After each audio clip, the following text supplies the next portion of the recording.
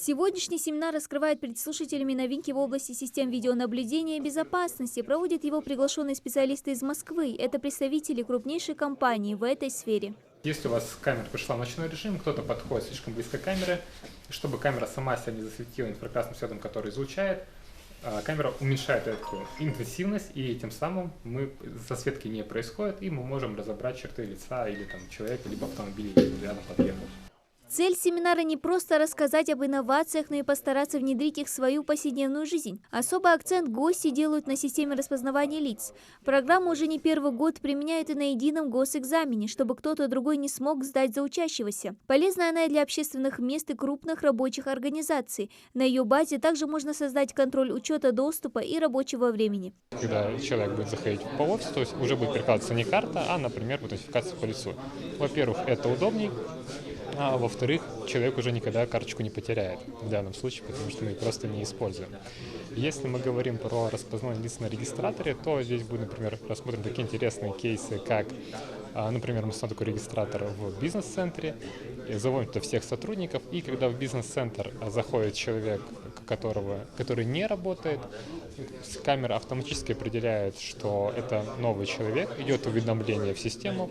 Большинство слушателей – сотрудники различных компаний, работающих в сфере безопасности и представители малого и среднего бизнеса, намерены внедрить новые технологии у себя на местах. Более четкая картинка, звук, новая система распознавания не только человека, но и различных образов и предметов.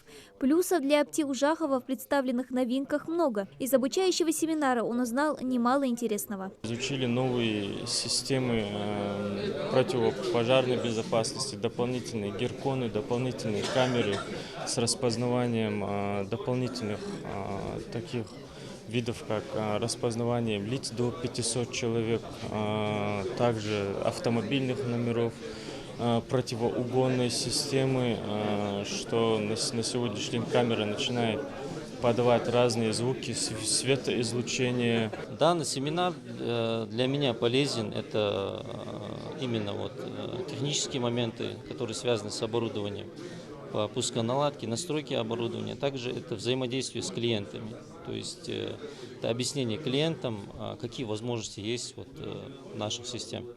Внедрение новых систем в различные сферы жизни существенно упростят ее и помогут людям, уверены и организаторы.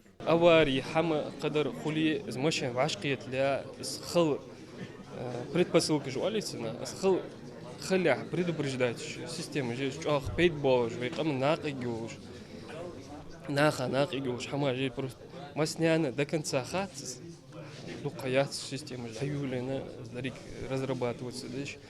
В дальнейшем мы Семинар в регионе проводится впервые, как надеются организаторы. Он будет не последним. Лекторы планируют и дальше приезжать сюда в рамках обучающих занятий. Дана Плеева, Адам Далаков, Новости 24.